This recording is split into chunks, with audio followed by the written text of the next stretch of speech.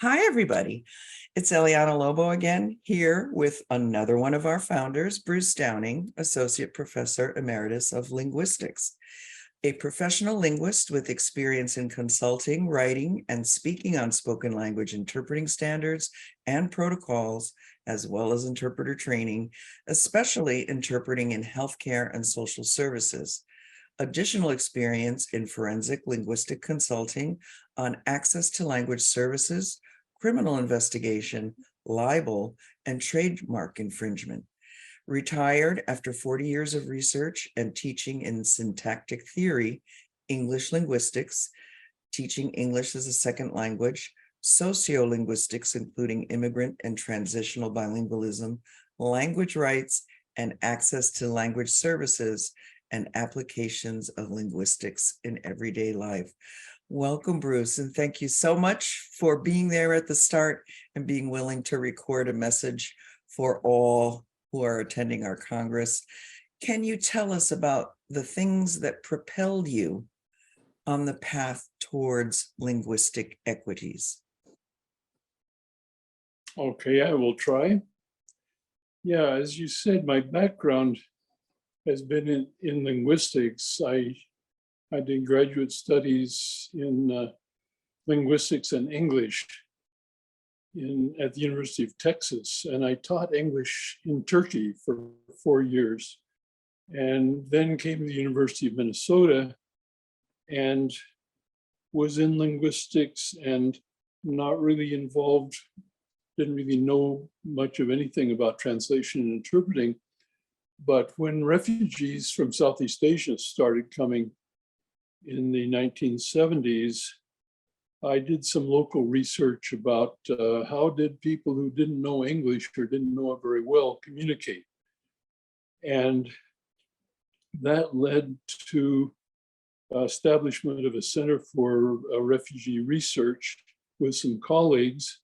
And because I was director of that, they asked me to be part of the faculty group managing a grant from the government about refugee mental health.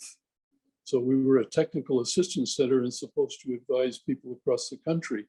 And I asked, what could I do on refugee mental health, which wasn't at all my area? And the answer turned out to be, there need to be a lot of improvement about communication in mental health services with refugees. And so as part of a team that was mostly doctors, psychologists, various people in the medical school, and some anthropologists, I started working with some members of the staff to see what we could recommend. We were supposed to be recommending good mental health care practices across the country, to see what we could recommend about interpreting. And we found that services were not very good in healthcare and generally, or with mental health. And so we put together some papers and a video tape trying to demonstrate good practice in working with interpreters to replace the very ad hoc services that were available at the time.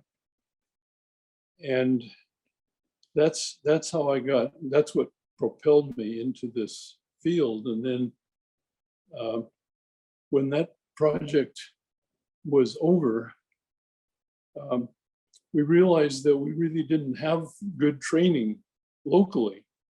And so there was real need to sort of practice what we had been preaching. And I applied to a local foundation for funding for an interpreter training program. And they said, well, first you ought to study what other people are doing in this area. And they gave us a grant to study how to set up an interpreter training program. And with that, we went to Europe and visited in Sweden and England and Denmark. And some other people went to Vancouver, BC, and the university program in legal interpreting at the University of Arizona. We put that all together and wrote a report, published a report on what seemed to be good practices for professional training for interpreters. So I had done that, and as a result of our proposal, we got funding to start interpreter training. So I guess the third phase of this was that we actually were training interpreters, but since we didn't have any experienced trainers around for various spoken languages, we hired sign language interpreters to design the curriculum and to teach it at the beginning with people who spoke various languages as lab assistants in the program.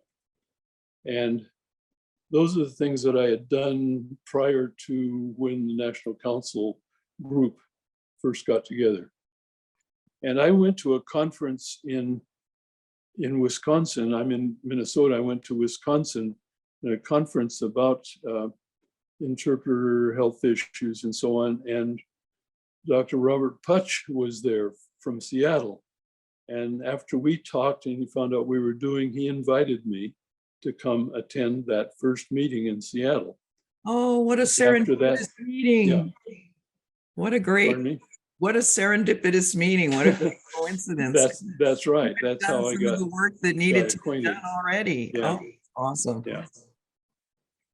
But I also, attended the Critical Link conference outside of Montreal when that was held. And actually one of the speakers at the conference said that our visit to Europe to see what people were doing in Europe was one of the impetuses for having an international conference on interpreting.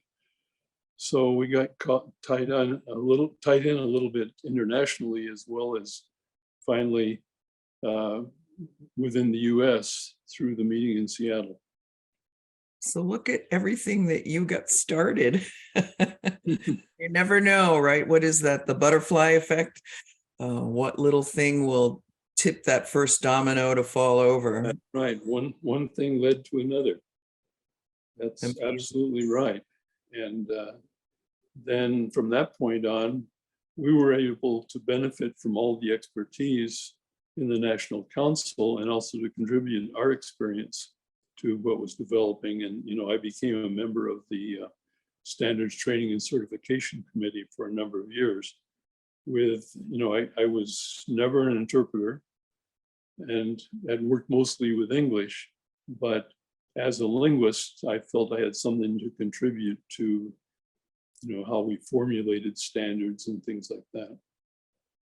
That's wonderful. I'm so glad for all of the founders, for your participation, for kickstarting something that many of us in our little separate areas of practice across the country were coming to a consensus among ourselves.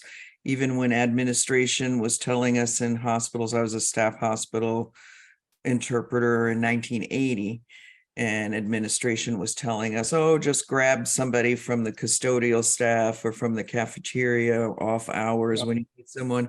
And our kibitzing and realizing, that's really not a good plan. We need to interview all these people and see if they really are proficient, if they feel comfortable being pulled in, because a lot of people don't. And if you don't want to do it, you're not going to do a good job. So many of the things that eventually became standards of practice was so energizing to see that conclusions that as working interpreters, staff interpreters, we had come to on our own was now being made into standards of practice and code of ethics so that we could bring them to our bosses who spoke only English and convince them that there's a better way of doing this. Exactly. Just the complaining staff interpreters. Look, there are standards. Look, there's a code of ethics.